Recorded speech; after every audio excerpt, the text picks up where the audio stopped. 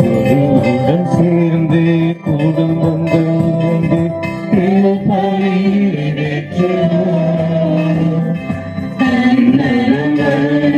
பிறநலம் காக்கும்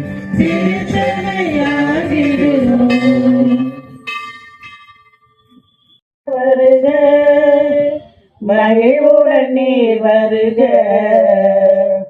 வருக வருக வருக மகிழ்வுடன் நீர் வருக ஆண்டவர் சாயலை வருக அருப்பலி செலுத்திட வருக ஆண்டவர் சாயலை வருக அருப்பலி செலுத்திட வருக இறை பணியாளர் வருக இறை பணி செலுத்திட வருக வருக வருக வருக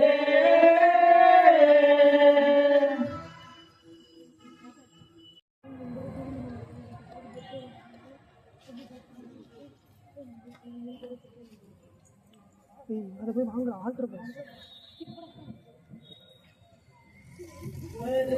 வருக வருக இறை மக்களே வருக பலியினில் கலந்திட வருக பரமனின் அருள் பெற வருக பலியினில் கலந்திட வருக பரமனின் அருள் பெற வருக இறையாசி பெற வருக நிறைவாழ்வை பெற வருக இறையாசி பெற வருக நிறைவாழ்வை பெற வருக வருக வருக வருக வருக வருக வருக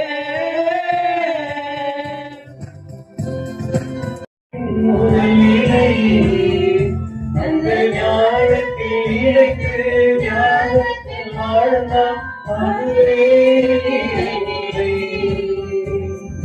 இயேசுவின் தலைமையில் இறையாட்சி மலர் இறை மக்கள் வருவோம் இறைவனை புகழ்வோம் நாம் வருவோம் வழியிலேவோம் இறையன்பில் நாடும் வருவோம் நாம் வருவோம் வழியிலேவோம் இறையன்பில் நாடும் வருவோம்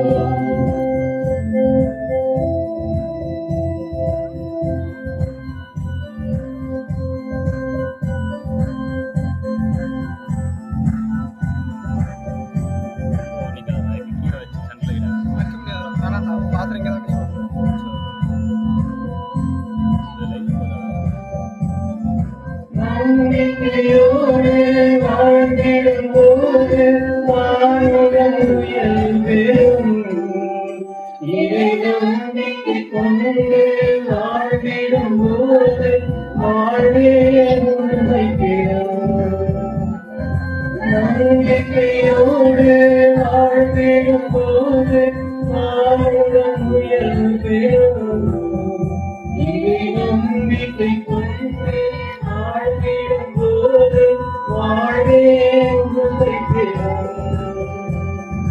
தந்தையை நம்பி தன்னை தந்த இயேசுவின் கையில் நாமும் இணைவோம் நாம் வருவோம் பயிலினோம் இறையன்பில் நாமும் மலர்வோம் நாம் வருவோம் பயிலினோம் இறையன்பில் நாமும் மலர்வோம்.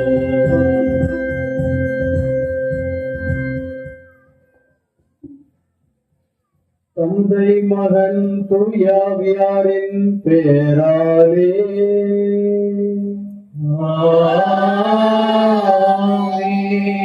நம் ஆண்டவராகிய இயேசு கிறிஸ்துவின் அருளும் கடவுளின் அன்பும் தூயாவியாரின் நட்புறவும் உங்கள் அனைவரோடும் இருப்பதாக.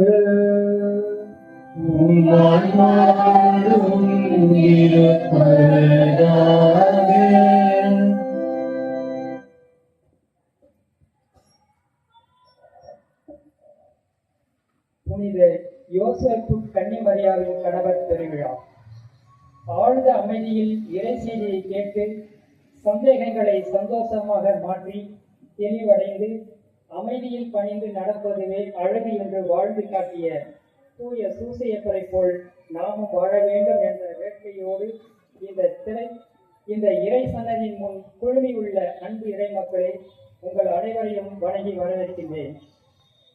சூசையப்பர் தாவீதின் வழி வந்தவர், நேர்மையாளர், நீதிமான், அன்னை மரியாவுக்கு அனைத்திலும் உறுதுணையாக இருந்த உற்ற துணை, குழந்தை இயேசுவை கண்ணின் மணி போல் பாதுகாத்து வளர்த்த அன்பு தந்தை, கடவுளின் திருவுருவம் இதுதான் என்றால் அதை நான் முழுமையாக ஏற்றுக்கொள்கிறேன் என்று தனது வாழ்க்கை முழுவதும் பிரமாணிக்கத்தோடு வாழ்ந்தவர். எல்லோரும் நல்லவரே, அனைவரும் நேர்மையானவர்களே என்ற சிந்தனை உள்ளவர்களால் மட்டுமே நேர்மையாளராக வாழ முடியும். அத்தகைய சிந்தனை கொண்ட சித்தராக, பண்பாளராக வாழ்ந்த சூசை கன்னிமரியாவின் கணவர் என்பதை மகிழ்ச்சியோடு அறிக்கையிட்டு அதனை ஆனந்தமாய் கொண்டாட திருச்சபை நம்மை அழைக்கிறது. இறை பிரசங்கம் உள்ள இடத்தில் மகிழ்ச்சி, அன்பு, அமைதி குடிக்கொள்ளும். இறைவா, உமது இல்லம் எத்துணை இனிமையானது. வேறிடத்தில் 1000 நாள் வாழ்வதை விட உமது ஆலய முற்றத்தில் ஒரு நாள் வாழ்வதே பேரின்பம் என்ற இறைவார்த்தைகளை நாம் அனுபவபூர்வமாக உணர்ந்திடவும், அவர்களை நான் என் திருமலைக்கு அழைத்து வருவேன், இறை வேண்டல் செய்யப்படும் என் இல்லத்தில் அவர்களை மகிழ்ச்சி செய்வேன். அவர்கள் படைக்கும் எரிபலிகளுக்கும் மற்ற பலிகளுக்கும் என் பீடத்தின் மேல் ஏற்றுக்கொள்ளப்படும். ஏனெனில் என் இல்லம் மக்களினங்கள் அனைத்திற்கும் உரிய இறை மன்றாட்டின் வீடு என அழைக்கப்படும் என்ற இறைவாத்தின் வார்த்தைகள் நிறைவேற்றவும் இன்று நம் ஆலயத்தில் திவ்ய நற்கரணை ஸ்தாபித்தல் மற்றும் திருச்சிலுவை மந்திரித்தல் போன்ற புனிதமான நிகழ்வுகளுக்கும் உங்களை அன்புடன் வரவேற்கிறேன். புனித சூசையப்பரை போல் இறுதி வரை உறுதியுடன் பயணம் செய்து வாழ்வை நிறைவு செய்ய இறையர்களை வேண்டி இத்திருப்பலியில் பக்தியுடன் பங்கெடுப்போம்.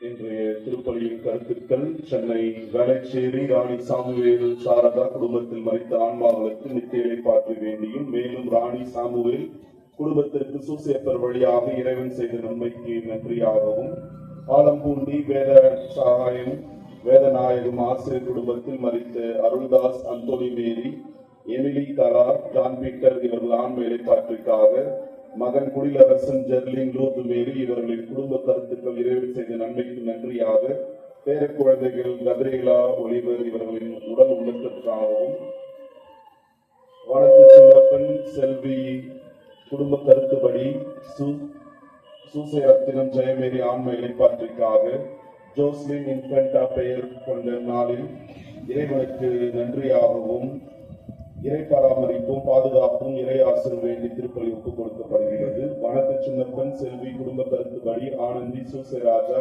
பெயர் கொண்ட நாளில் நன்றி பலியாகவும், மகிழன் உடல் நலம் வேண்டி திருப்பலி ஒப்புக் கொடுக்கப்படுகின்றது. மணலப்பாடி மேரி பிரான்சிஸ் சேவியர் குடும்ப கருத்துக்களுக்காகவும், மகள்கள், மருமகன்கள், பேரப்பிள்ளைகள், ஆன்ம சரீர நலன்களுக்காகவும், குடும்பத்தில் மறித்த பிரான்சிஸ் சேவியர், அண்ணா, மாதரசி, அருள்மேரி மற்றும் குடும்பத்தில் மறித்த அனைத்து ஆன்மாக்களுக்காகவும் புனித சூசையப்பருக்கு நன்றி அறிதலாகவும், நேவிஸ் குடும்பத்தில் மறித்த அந்தோனி சாமி, மரிய ஜோசப், யாழன் திரஸ் மாரி ஆன்ம இளைப்பாற்றிற்காகவும்,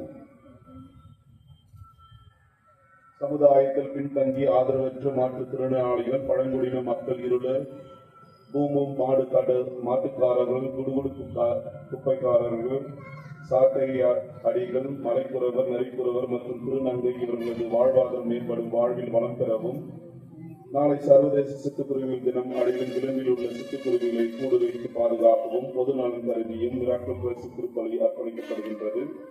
சென்னை சுசிராஜ், ஆனந்தி, மகிழன் இவர்கள் குடும்பத்திற்கு புனித சூசையப்பர் வழியாக இறைவன் செய்து வரும் சகல நன்மைகளுக்கு நன்றியாகவும், கருத்துக்கள் நிறைவேறவும், உடல் உள்ள நலனிற்காகவும், மறித்த ரோஸ்வரி, நற்கரணை மரி, ஆரோக்கியம் இவர்களின் ஆண்மையை பற்றிக்காகவும் திருப்பலி ஒப்புக் கொடுக்கப்படுகின்றது. ஆலம்பூண்டி மெர்சி குடும்ப கருத்துக்கள் குடும்பத்தில் ஒற்றுமை, குடும்பத்திற்காகவும் இறைவன் செய்த அனைத்து நன்மைகளுக்காகவும் நன்றியாகவும் குடும்பத்தில் மறைத்த அனைத்து ஆன்மாக்களின் நிலைப்பாட்டிற்காகவும் திருப்பலி ஒப்புக் கொடுக்கப்படுகின்றது.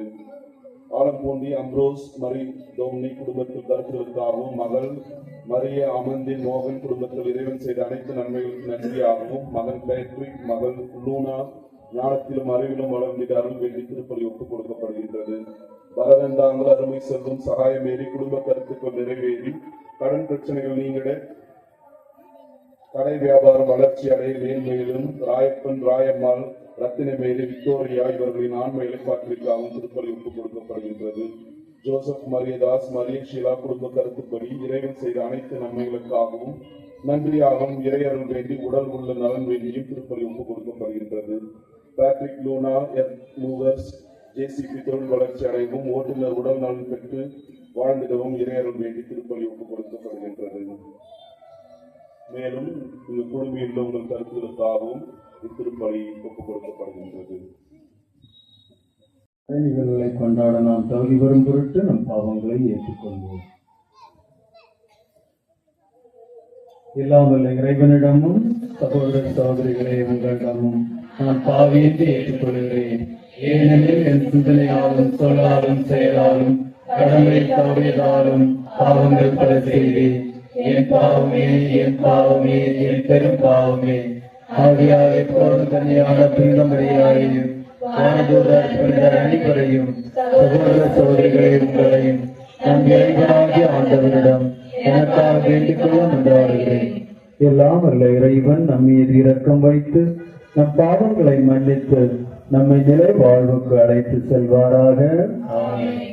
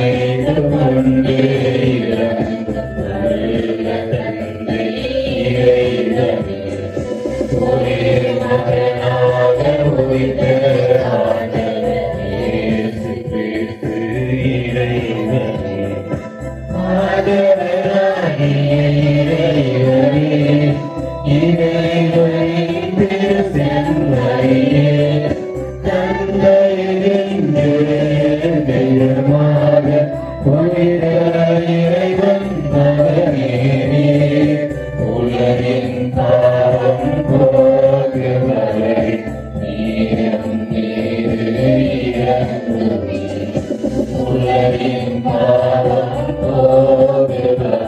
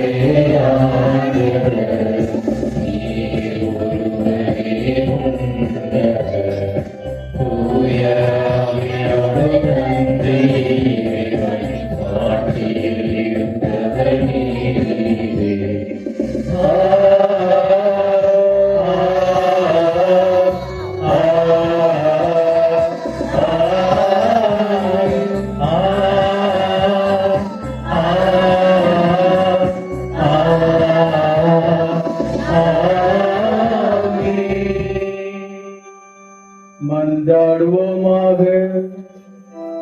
எல்லாம் வல்ல இறைவா, மனித மீட்பு மறை நிகழ்வுகளின் தொடக்கமாகிய இயேசுவை புனித யோசேப்பின் நம்பிக்கைக்குரிய காவலில் ஒப்படைத்தீரே. அவருடைய பரிந்துரையால் உமது திரு அவை அந்த மீட்பு பணியை தொடர்ந்து ஆற்ற செய்வீராக.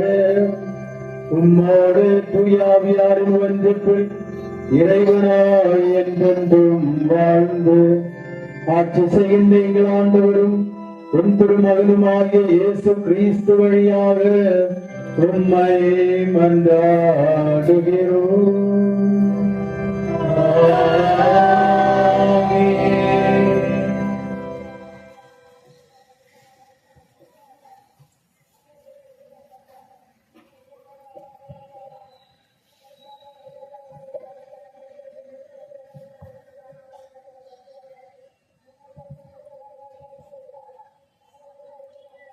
முதல் வாசகம்.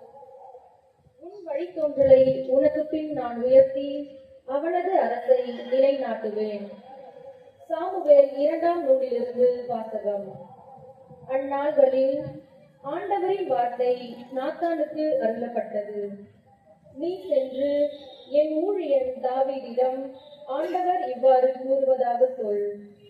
உன் வாழ்நாள்கள் நிறைவு பெற்று நீ உன் மூதாதையரோடு துயில் கொள்ளும் போது உனக்கு பிறகும் உன் வழித்தோன்றலை உனக்கு பின் நான் உயர்த்தி அவனது அரசை நான் நிலைநாட்டுவேன். எனது பெயருக்காக கோவில் கட்டவிருப்பவன் அவனே. அவனது அரசை நான் என்றும் நிலைநிறுத்துவேன். நான் அவனுக்கு தந்தையாக இருப்பேன், அவன் எனக்கு மகனாக இருப்பான். என் முன்பாக உனது குடும்பமும் உனது அரசும் என்றும் உறுதியாயிருக்கும். உனது அரியணை என்றுமே நிலைத்திருக்கும். இது ஆண்டவர் வழங்கும் அருள்வாக்கு. இறைவா உமக்கு நன்றி.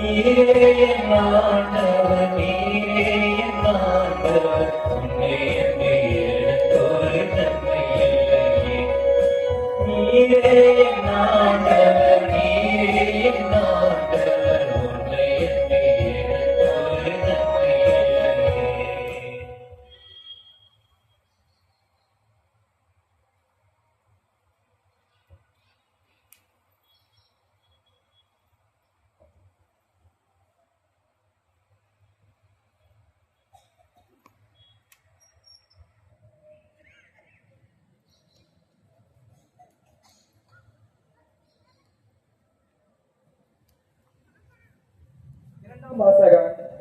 எதிர்நோக்குக்கு இடமில்லாதது போல் தோன்றினும் அவர் எதிர்நோக்கினார். திருத்தூதர் பவுல் உரோமேற்கு எழுதிய திருமுகத்திலிருந்து வாசகம்.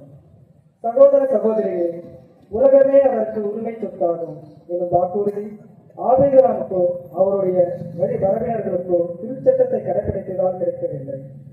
நம்பிக்கை கொண்டு கடவுளுக்கு ஏற்புடையான ஆனதால்தான் அவ்வாக்குறுதி கிடைத்தது. ஆகவே கடவுளின் அருட்செயலால் நம்பிக்கை வாக்குறுதியின் அடிப்படையாயிற்று. இவ்வாறு வாக்குறுதி ஆபிரகாம் வழிவந்தோர் எல்லோருக்கும், திருச்சட்டத்திற்கு உட்பட்டோருக்கும் மட்டுமல்ல, அவரை போல கடவுள் மீது நம்பிக்கை கொண்டோருக்கும் உரியது என்பது உறுதியாயிற்று. ஆபிரகாம் நம் அனைவருக்கும் தந்தை, ஏனெனில் எண்ணற்ற மக்களினங்களுக்கு உண்மை நான் தந்தையாக்குகிறேன் என்று மறைநூலில் எழுதியுள்ளது. ஆம், இறந்தவர்களை வாழ்விப்பவரும் இல்லாததை தம் வார்த்தையால் இருக்க செய்பவராகிய கடவுள் மீது நம்பிக்கை கொண்டு அவர் முன்னிலையில் ஆபிரகாம் நம் தந்தையானார். உன் வழிவடைவர் எண்ணற்றவாய் இருப்பார் என்று அவருக்கு சொல்லப்பட்டது. இக்கூற்று நிறைவேறும் என்னும் எதிர்நோக்குக்கு இடமில்லாத போல் தோன்றினும் அவர் எதிர்நோக்கினார், தயங்காமல் நம்பினார். ஆகவே அவர் பல மக்களினங்களுக்கு தந்தையானார். அதை ஆண்டவர் அவருக்கு நீதியாக கருதினார். இதை ஆண்டவர் வரும் மதுவாக்கு.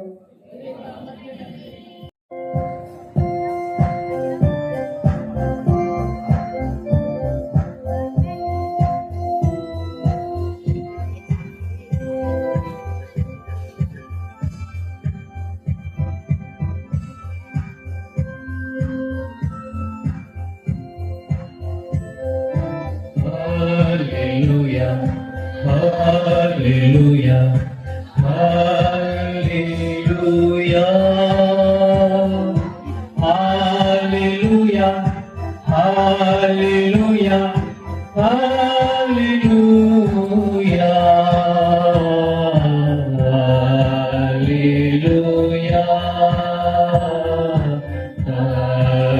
hallelujah,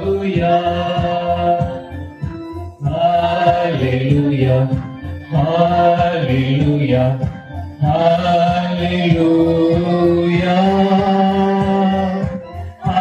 hallelujah, hallelujah, hallelujah.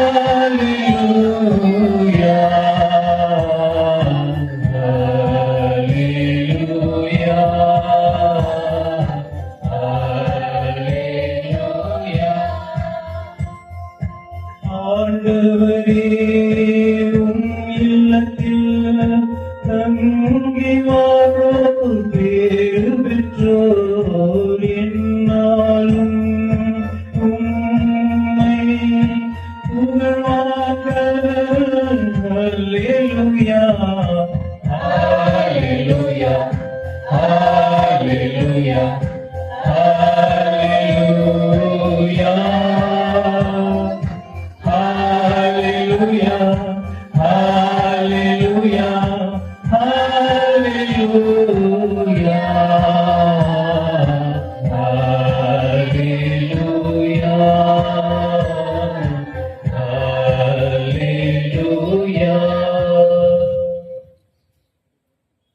ஆண்டவர்களோடு இருப்பாராக. ஆன்மாவோடும் இருப்பாராக. புனித மத்தேயு எழுதிய நற்செய்தியிலிருந்து வாசகம். ஆண்டவரே மாட்சி உமக்கே.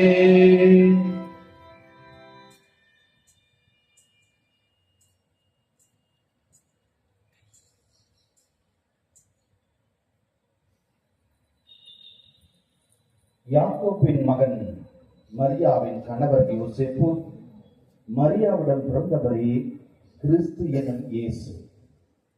இயேசு கிறிஸ்துவின் பிறப்பையொட்டிய நிகழ்ச்சிகள். அவருடைய தாய் மரியாவுக்கும் யோசேப்புக்கும் திருமணம் ஒப்பந்தம் செய்யப்பட்டிருந்தது. அவர்கள் கூடி வாழும் முன் மரியா கருவுற்று இருந்தது தெரிய வந்தது. அவர் தூய ஆவியால் கருவுற்று இருந்தார். அவர் கணவர் யோசேப்பு நேர்மையாளர். அவர் மரியாவை இகழ்ச்சிக்கு உள்ளாக்க விரும்பாமல் மறைவாக விலக்கிவிட திட்டமிட்டார். அவர் இவ்வாறு சிந்தித்துக் கொண்டிருந்த போது ஆண்டவரின் தூதர் அவருக்கு கனவில் தோன்றி, யோசேப்புவே, தாவீதின் மகனே, உம் மனைவி மரியாவை ஏற்றுக்கொள்ள அஞ்ச வேண்டாம். ஏனெனில் அவர் கருவுற்று இருப்பது தூய ஆவியால் தான். அவர் ஒரு மகனை பெற்றெடுப்பார். அவருக்கு இயேசு என பெயரிடுவீர். ஏனெனில் அவர் மக்களை அவருடைய பாவங்களிலிருந்து மீட்பார் என்றார். இயேசு தூக்கத்திலிருந்து விழித்தெழுந்து ஆண்டவரின் தூதர் தமக்கு பணித்த வரையில் தம் மனைவியை ஏற்றுக்கொண்டார். இது ஆண்டவரின் அருள்வாக்கு. இயேசுவே உமக்கே புகழ்.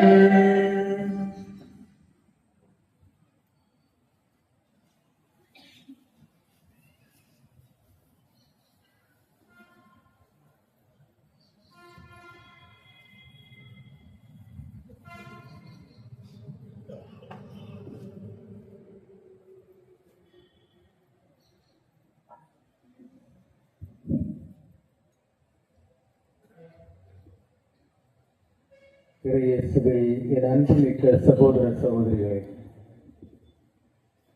இன்று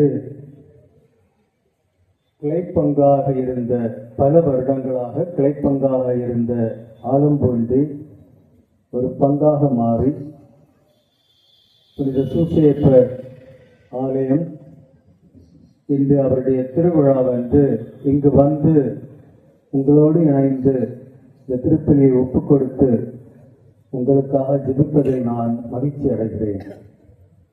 இன்று உங்களுடைய பாதுகாவலர் புனித யோசேப்பின் திருநாளை கொண்டாடுகிறீர்கள். உங்கள் அனைவருக்கும் புனித யோசேப்பின் திருவிழாவின் வாழ்த்துக்களையும் பாராட்டுக்களையும் தெரிவிக்கின்றேன்.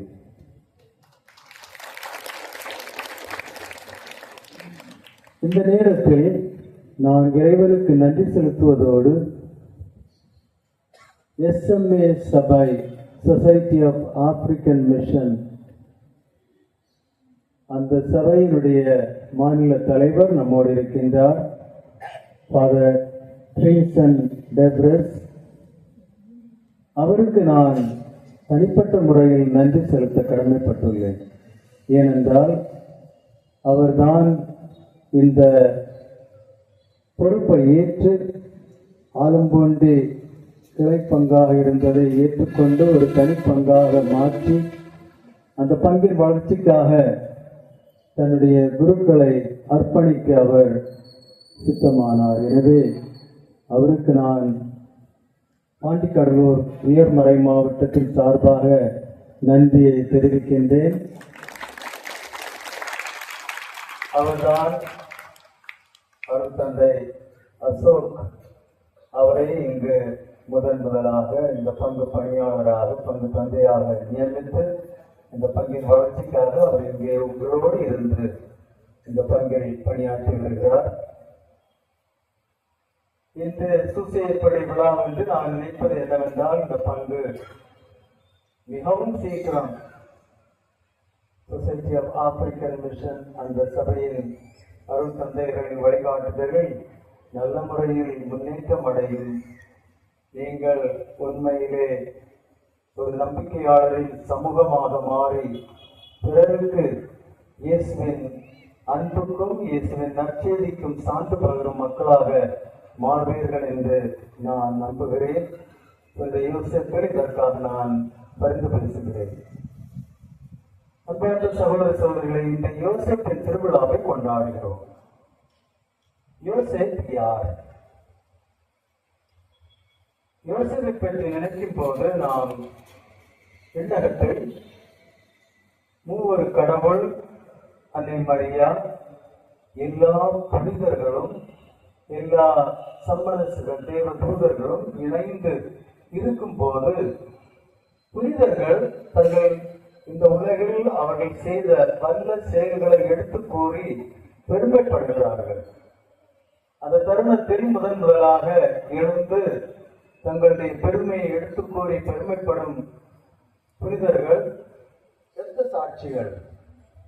ஏனென்றால் ஆதி திருச்சபையில் இரத்த சாட்சிகளுக்கு பெரும் மதிப்பு கொடுக்கப்பட்டிருந்தது. ஏனென்றால் தன்னுடைய நம்பிக்கைக்காக அவர்கள் தன் வாழ்க்கையை தன் உயிரையே கொடுக்க தயாராக இருந்தார். எனவே முதலாக விண்ணகத்தில் அந்த கூட்டத்தில் இரத்த சாட்சிகள் எல்லோரும் எழுந்து நின்று சிவப்பு உடை அணிந்து பெரும் மகிழ்ச்சியோடு நாங்கள் இயேசுவுக்காக துன்பப்பட்டோம், நாங்கள் இயேசுவுக்காக ஆடுபட்டோம், நாங்கள் இயேசுவுக்காக இரத்தம் சிந்தினோம், நாங்கள் இயேசுவுக்காக உயிரை கொடுத்தோம் என்று மிகவும் பெருமையாக அவர்கள் எடுத்துரைப்பார்கள். அப்போது மற்ற எல்லோரும் சேர்ந்து அவர்களை வாழ்த்தி அவர்களை கைதட்டி பாராட்டுவார்கள். அது விண்ணகத்தில் நடந்ததுன்னு சொல்றேன். அவர்களின் பிறகு கன்னியர்கள், வெர்ஜின்ஸ், கற்பு வழி நடந்து தூய்மையான வாழ்க்கை வாழ்ந்து அந்த தூய்மையில் நிலைத்து நின்ற எல்லா வெர்ஜின்ஸ் கன்னியர்களும் எழுந்து நின்று வெண்ணிற ஆடை அணிந்தவர்கள் அவர்கள் சொல்வார்கள், நாங்கள் இயேசுவுக்காக கற்பை பாதுகாத்து தூய்மையான வாழ்க்கை வாழ்ந்தவர்கள், இயேசுவின் தூய்மையை எடுத்துரைத்தவர்கள். இயேசு எப்படி நம்மிடம் சொன்னாரோ, நீங்கள் நிறைவாயிருங்கள், இறை தந்தை நிறைவாய் இருப்பது போல் நீங்கள் நிறைவாயிருங்கள் என்று கேட்டார். தூய்மையாக இருங்கள், இறை தந்தை தூய்மையாக இருப்பது போல் நீங்களும் தூய்மையாக இருங்கள் என்று கேட்டார். திருமுழுக்கு என்ற அருட்சாதன வழியாக நாங்கள் தூய்மையாக்கப்பட்டோம். எனவே அந்த திருமுழுக்கின் வாக்குறுதிப்படி நாங்கள் தூய்மையான வாழ்க்கை வாழ்ந்து தூய்மையான கடவுளுக்கு சான்று பகிர்ந்தோம் என்று அவர்கள் பெருமையாக எடுத்துரைப்பார்கள். அப்போது மற்ற எல்லாரும் அவர்களுக்கு கைத்தட்டி அவர்களை வாழ்த்துவார்கள். மூன்றாவதாக மிஷனரிஸ், மறைபரப்பு பணி செய்யும் புனிதர்கள். புனித பிரான்சிஸ்கு சவேரியார், புனித தோமையார் நம்முடைய நாட்டுக்கு வந்து மறைபரப்பு நற்செய்தி பணியை நற்செய்தி எடுத்துரைத்தார். புனித பிரான்சிஸ்கு சவேரியார், இன்னும் பல புனிதர்கள் அவர்கள் எல்லோரும் எழுந்திருந்து நாங்கள் இயேசுவை பற்றியும் அவருடைய நற்செய்தியும் எடுத்து பல உலகத்தின் பல இடங்களுக்கு சென்று மக்களுக்கு அதை எடுத்துரைத்து அதை போதித்து மக்களை இயேசுவிடம் கொண்டு வந்தோம். இந்த மிஷனரிகள், நாங்கள் நம்பிக்கையாளரின் சமூகத்தை கட்டி எழுப்பினோம் என்றெல்லாம் சொல்வார்கள். அவர்களை பாராட்டி கைதட்டுவார்கள். அதன் பிறகு மறை வல்லுநர்கள், தாமஸ் அக்வைனஸ், அகஸ்டின், இப்படிப்பட்ட Teresa Avila, John of the Cross, இப்படிப்பட்ட மறை வல்லுநர்கள் இயேசுவை பற்றியும் நற்செய்தியை பற்றியும் திருச்சபையை பற்றியும் நம்பிக்கையை பற்றியும் நிறைய புத்தகங்கள் எழுதினார்கள். அவர்கள் என்ன சொல்வார்கள், நாங்கள் எங்களுடைய புத்தகங்களினால், எங்களுடைய படிப்பினால், எங்களுடைய புத்தகம் எழுதுவதன் மூலம், படிப்பதன் மூலம் நாங்கள் இயேசுவை பற்றியும் நற்செய்தியை பற்றியும் திருச்சபையை பற்றியும் மக்களுக்கு எடுத்துரைப்போம் என்று பெருமையாக சொல்வார்கள். அவர்களை கைதட்டி பாராட்டுவார்கள். இப்படி எல்லா புனிதர்களும் தங்களுடைய மேன்மையான காரியங்களை எடுத்துரைத்து அவர்கள் பெருமைப்படும் போது புனித சூசேப்பர் எங்க இருப்பாரு? ஒரு மூலையில ஒரு பிரவுன் கலர் உடையை அணிந்து ஒரு தொழிலாளர் போல, வேலைக்காரர்கள் போல அவர் ஒரு மூலையில் இருப்பார். அப்ப எல்லா புனிதர்களும் தங்களுடைய மேன்மையை எடுத்துரைத்த பிறகு அவர்கள் ஆச்சரியத்தோடு புனித யோசேப்பை நோக்குவார்கள். இவர் என்னதான் சொல்ல போறாரோ? இவர் நற்செய்தியில் ஒருபோதும் பேசவில்லை, மௌனம் காத்தவர். இப்போ அவர் என்னதான் சொல்லப்போய்? அவர் எதுவும் சாத்தியமாக்கவில்லை, எந்த புதுமையும் செய்யவில்லை, அவர் எந்த பெரிய நற்செயல்களும் செய்யவில்லை. அப்ப இவர் என்னதான் சொல்ல போறார் என்று எல்லோரும் ஆவலாய் அவரையே உற்று நோக்கி காத்திருந்தனர். அப்போது யோசேப்பு எழுந்து நின்று இதுவரை பேசாதவர் பேசத் தொடங்கினார். எப்படி பேசினார் தெரியுமா? உங்களுடைய பாதுகாவலர் புனித யோசேப்பு எழுந்திருந்த எல்லா புனிதர்களும் எல்லா தூதர்களும் மூவர் கடவுளின் முன்னால், அன்னை மரியாளின் முன்னால் அவர் எழுந்திருந்து சொன்னது, நீங்கள் இயேசுவை பற்றி போதித்தீர்கள், இயேசுவுக்காக உயிரை கொடுத்தீர்கள், இயேசுவை பற்றி புத்தகங்கள் எழுதினீர்கள், இயேசுவுக்காக கற்பை பாதுகாத்தீர்கள். ஆனால் நான் அந்த இயேசு என்ற குழந்தை பிறந்ததும் அந்த குழந்தையை எடுத்து அதை அரவணைத்து என் நெஞ்சில் வைத்து அதை முற்றி அதை அன்பு செய்து அந்த அன்பை பெற்றவன் நான், வேற யாரையும் அன்னை மரியாதை தவிர அப்படின்னு பெருமையா சொல்லுவார். அந்த குழந்தையோடு வாழ்ந்தவன், அந்த குழந்தைக்கு தேவையெல்லாம் நிறைவேற்றியவன், அந்த குழந்தையின் கையை பிடித்து அந்த குழந்தைக்கு நடக்க கற்றுக் கொடுத்தவன் நான். இயேசு என்ற குழந்தைக்கு வேதங்களை எல்லாம் பற்றி எடுத்து வைத்து அவருக்கு கற்பித்துக் கொடுத்தவன் நான். அந்த குழந்தைக்கு உணவு ஊட்டினவன் நான். அந்த குழந்தையின் தேவைகளை எல்லாம் நிறைவேற்றினவன் நான். என் வாழ்நாள் முழுவதும் நான் அந்த குழந்தையோடு இணைந்து ஒன்றித்து அவர் இல்லாமல் நான் இல்லை, நான் இல்லாமல் அவர் இல்லை என்ற ஒரு நெருங்கிய உணர்வும் பாசத்தோடும் தொடர்போடும் வாழ்க்கை நடத்தியவன் தான் நான்.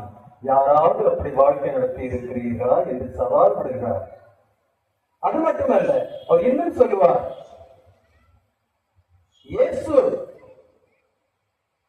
இயேசுவின் மடியில் தலை சாய்த்து தன் உயிரை கொடுக்க பாக்கியம் பெற்றவன் நான் மட்டும்தான். அந்த பாக்கியம் அன்னை மரியாளுக்கு கூட இல்லை. அப்படிப்பட்ட மேன்மையானவர் தான் புனித யோசேப்பு. எவ்வளவு பெரிய புனிதர். நீங்கள் எல்லாரும் பாக்கியம் பெற்றவர்கள் ஏனென்றால் உங்களுடைய பங்கு பாதுகாவலராக அவர் இருக்கின்றார். அவர் புனிதர்களில் எல்லாம் மேன்மையான ஒரு புனிதராக அவர் இருக்கின்றார். அவருடைய வாழ்க்கையை நாம் பற்றி பார்க்க வேண்டும். கூடுதலுமாக நாம் என்ன செய்கிறோம்? புனிதர்களில் சில சிறப்பான புனிதர்களை தேர்ந்தெடுத்து அவர்களை பின்னாலும் ஓடிட்டு இருப்போம். தமிழ்நாட்டுல மக்கள் கூடுதல் யாருக்கு பின்னால ஓடுவாங்க? யாருக்கு பின்னால ஓடுவாங்க? அந்தோனியாரா? கரெக்டா சொல்லிட்டாங்க. ஏன்னா அவர் கோடி அற்புதர், நிறைய அற்புதம் செய்வாரு, மிரக்கிள்ஸ். அந்த அற்புதத்தை விட்டுதான் எல்லாரும் ஓடுவாங்க. ஆனால் அந்த அற்புதங்கள் எல்லாம் செய்வதற்கு காரணமாய் இருந்தவரை வளர்த்து எழுத்து பெரிய மனிதனாக்கினவர் தான் புனித யோசேப்பு. அப்ப யாருக்கு மகத்துவம், யாருக்கு மேன்மை? புனித யோசேப்புக்கு. எனவே அப்படிப்பட்ட ஒரு புனிதர் உங்களுக்கு கிடைத்திருக்கின்றார். அன்பார்ந்த சகோதர சகோதரிகளை, இன்னும் சொல்ல போனால் புனித யோசேப்பு தன்னுடைய வாழ்க்கையின் கனவுகளையும் விருப்பங்களையும் எல்லாரும் அர்ப்பணித்து அன்னை மரியாளுக்காக, இயேசுவுக்காக தன்னை முழுவதும் அர்ப்பணித்தவர் தான் புனித யோசேப்பு. நான் ஆங்கிலத்தில் வழக்கமாக சொல்வேன், the man who was most exploited by women is Saint Joseph. Exploited, அந்த தமிழ்ல என்ன சொல்றாங்க? யாரு நம்ம எக்ஸ்ப்ளாய்ட் பண்ணதுன்னா யாரை அன்பு செய்யும் போது அவரை நமக்கு தேவைகளுக்காக எல்லாம் பயன்படுத்துறது. அவருக்கு என்ன உதவி என்ன தேவை என்று நினைக்காமல் அவரை நமக்காகத்தான் எப்பவும் உபயோகப்படுத்துவது. அன்னை மரியாள் அதை செய்தார். அன்னை மரியாள் the first woman takes to wife Saint Joseph. Saint Joseph அவருடைய வாழ்க்கையை கொஞ்சம் சிந்தித்து பாருங்கள். அவர் எவ்வளவு கனவு இருந்தார், எவ்வளவோ விருப்பத்தில் இருந்தார். நான் ஒரு திருமணம் செய்து பிள்ளைகள் பெற்று ஒரு பெரிய குடும்பத்தை உருவாக்கி இறைவனால் ஆசீர்வதிக்கப்பட்டவர் என்று கருதப்படுவேன் என்ற ஒரு மறுநோக்கத்தில் தான் அவர் திருமணம் ஒப்பந்தமானார் அன்னை மரியாளோடு. அன்னை மரியாள் அழகான இளம் யூத பெண். யூதர்களின் முறைப்படி இறைவனால் ஆசீர்வதிக்கப்பட்டவர்கள் யார்? கல்யாணம் செய்யாம மாறுநாட்டுக்கு இருக்கவர் அல்ல. இறைவனின் பழைய ஏற்பாட்டில் இறைவனால் ஆசீர்வதிக்கப்பட்டவர்கள் திருமணம் செய்து நிறைய மக்களை பெற்று ஒரு பெரிய குடும்பத்தை உருவாக்குவர்கள் தான் இறைவனால் ஆசீர்வதிக்கப்பட்டவர்கள். முதலாக இறைவன் அந்த ஆசீரை ஆபிரகாமுக்கு கொடுக்கிறார். உன்னுடைய சந்ததிகள் வானத்து நட்சத்திரங்களின் எண்ணிக்கையை விட மேலாக கடல் கரையில் இருக்கும் அந்த மணலின் எண்ணிக்கையை விட மேலாக உன்னுடைய சந்ததிகள் இருக்கும். அதுதான் இறைவனின் ஆசீர். எனவே யூத மக்கள் இதை விரும்பினார்கள். சில நேரங்களில் நாம் நினைப்போம், யோசேப்பு வயதானவர், கிழவன். அப்படிதான் அந்த சிறுவத்திலும் படங்களிலும் காட்சியளிக்கிறார் இல்லையா? யோசேப்பு அன்னை மரியாள் இளம் பெண். இந்த இளம் பெண்ணை ஒரு வயதானவருக்கு கட்டி வச்சிருக்கிறாங்க பாருங்க. அது தப்பு. இந்த சூசேப்பை படத்திலோ சிறுவத்திலோ நான் பார்க்கும்போது அவர் கிழவனாக தோன்றுகிறார், வயதானவராக முதியவராக தோன்றுகிறார். ஒருவேளை ஆர்டிஸ்ட் என்ன நினைத்தாங்க தெரியுமா? ஆர்டிஸ்ட் நினைத்தது அவர் கார்டியன் ஆஃப் வெர்ஜின்ஸ், கன்னியர்களின் பாதுகாவலர். கன்னியர்களின் பாதுகாவலர். ஒரு இளம் பிராயத்தை உள்ளவன கன்னியர்களின் பாதுகாவலர் விட்டு அவன் பாதுகாப்பானா?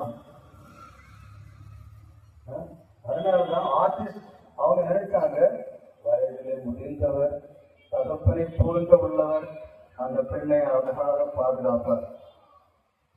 சரியில்லை, வயதில முதிர்ந்தவர்கள் ரொம்ப டேஞ்சரஸா இருப்பாங்க. இந்த காலத்தில் நாம் பார்க்கிறோம் அதை. ஆனால் உண்மையாகவே புனித யோசேப்பு முதியவராக இல்லை. அவர் இளம், யங், ஹேண்ட்சம், ஸ்ட்ராங் மேன்.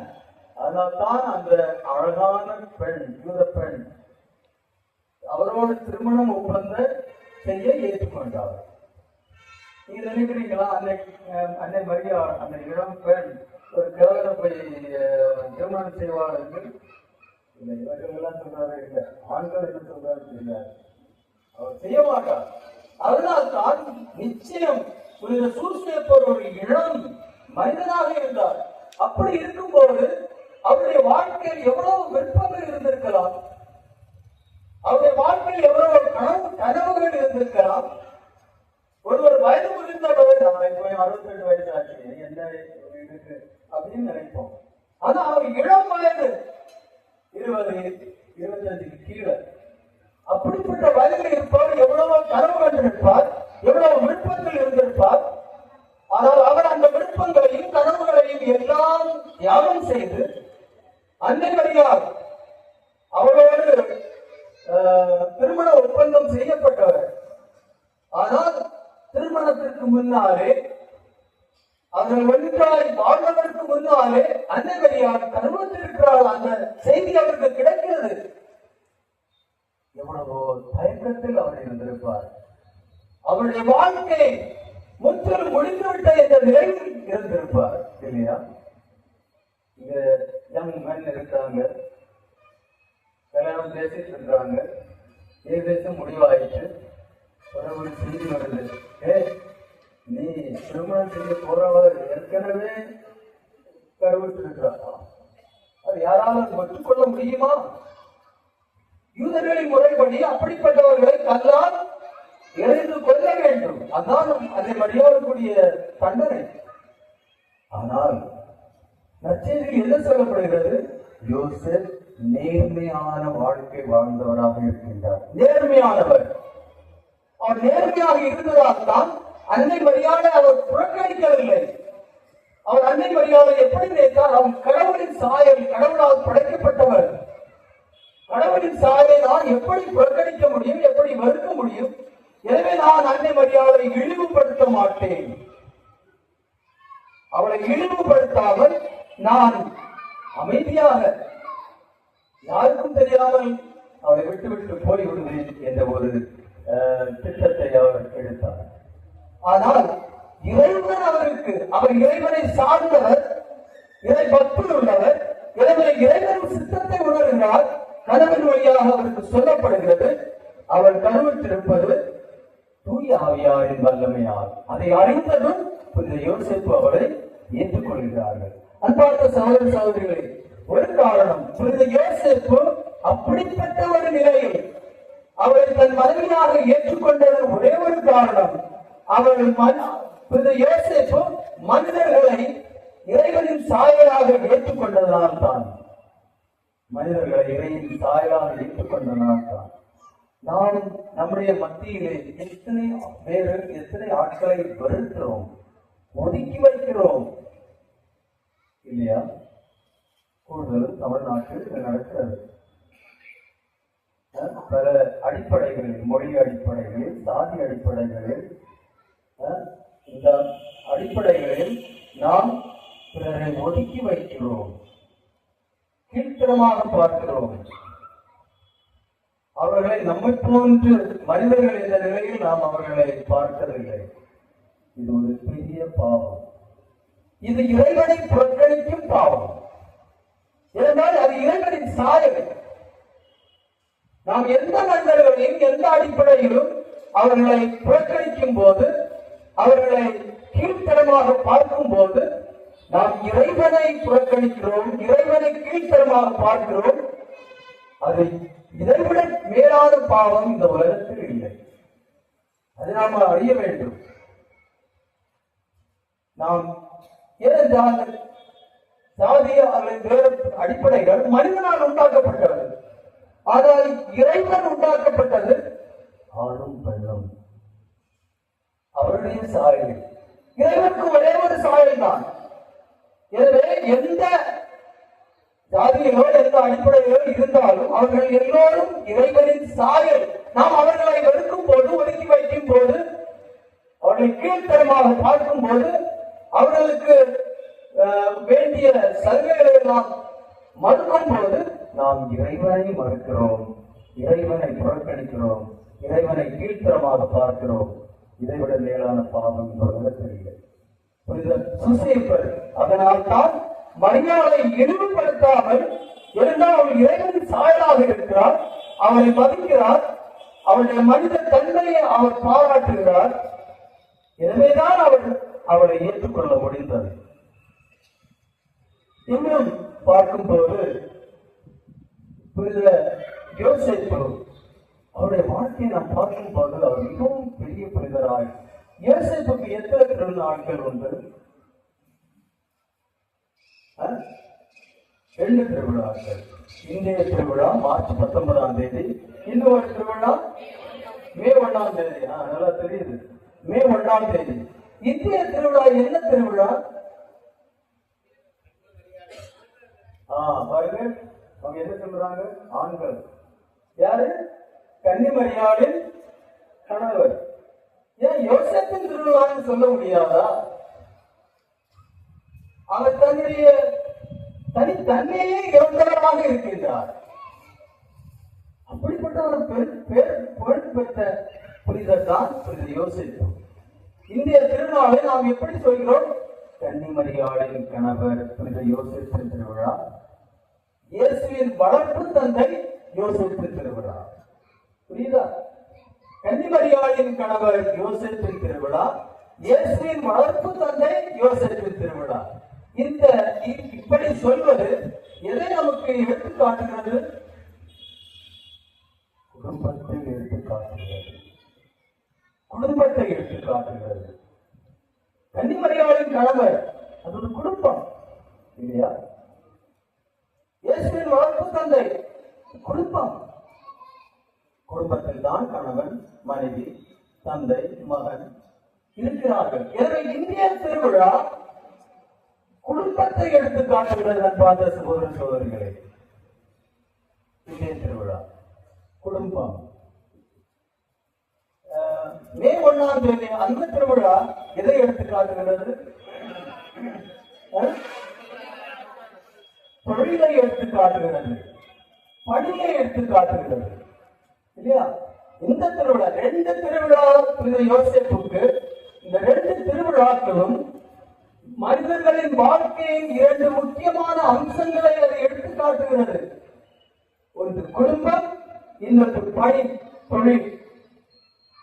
இந்த 2 குடும்பமும் பணியும் ஒரு மனித வாழ்க்கையின் 2 துருவங்களாக இருக்கின்றன.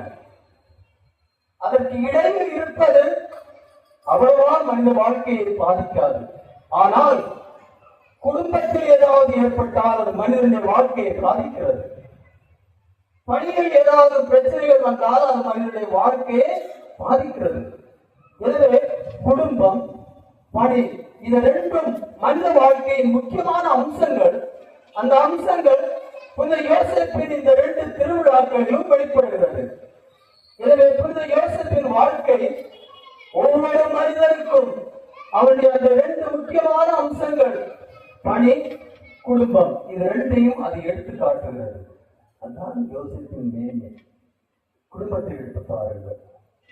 இன்றைக்கு நம்ம சொல்றோம் சமுதாயம் நல்லா இல்லை, ஆனால் சமுதாயத்தில் நிறைய பிரச்சனை, கரப்ஷன், பொறாமை, சண்டை சச்சரவு, ஒருவருக்கு எதிராக. கச்சேரியில போனா அங்க ஒரு பெரிய கூட்டத்தை பார்க்கலாம். இந்த கச்சேரிகள்ல சர்ச்சைகள் போனா பெரிய கூட்டங்கள் இதற்கான சண்டை சச்சரவு, அதெல்லாம் போட்டு பேச, அதெல்லாம் பார்த்தது. இதுதான் இன்றைய நிலை. அதனால சமுதாயம் என்று, சமுதாயத்தில் பிரச்சனைகள் இதெல்லாம் இருப்பது எதனால? குடும்பத்தினால. குடும்பம் சரியில்லை என்றால் சமுதாயம் சரியாக இருக்க முடியாது. சில நேரங்களில் மக்கள் சொல்வார்கள், திருச்சபையில ஃபாதர் சரியில்லை, பிஷப் சரியில்லை, அருள் சகோதர சகோதரிகள் சரியில்லை, மோசமான வாழ்க்கை வாழ்கிறார்கள், அவர்கள் நல்ல முறையில் யாரும், அவர்கள் எங்கேருந்து வருகிறார்கள்? குடும்பத்திலிருந்து வருகிறார்கள். குடும்பம் நல்லா இருந்தால் இவை சமூகமும் நல்லா இருக்கும். நல்ல ஆயர்கள் நமக்கு கிடைப்பார்கள், நல்ல குருக்கள் நமக்கு கிடைப்பார்கள், நல்ல அருட்சகோதர சகோதரிகள் நமக்கு கிடைப்பார்கள். குடும்பம் ஒரு முக்கியமான அம்சம். இறைவன் மனிதனை தன் சாயலால் படைத்தார். இறைவனின் சாயல் என்ன? குடும்பம். தந்தை, மகன், தூய ஆவி ஒரு அன்பின் குடும்பமாக இருக்கின்றார்கள். அங்கே அன்பு நிறைவாக இருக்கின்றது. அதே சாயலில் மனிதன் குடும்பத்தில் படைக்கப்பட்டிருக்கின்றான். தந்தை, தாய், பிள்ளைகள், ஒரு குடும்பம். கணவன், மனைவி, பிள்ளைகள், ஒரு குடும்பம். அந்த குடும்பத்தில் அன்பு நிறைவாக இல்லை. மனித குடும்பத்திற்கும் இறை குடும்பத்திற்கும் உள்ள ஒரே வித்தியாசம், இறை குடும்பத்தில் அன்பு நிறைவாக உள்ளது, மனித குடும்பத்தில் அன்பு குறைவாக உள்ளது. நம்முடைய பிரச்சனைகளுக்கு காரணம் அதுதான். அதனால்தான் இயேசு என்ன சொல்கிறார்? தந்தை நிறைவாக இருப்பது போல் நீங்களும் நிறைவாக இருங்கள். நிறைவுனா என்ன?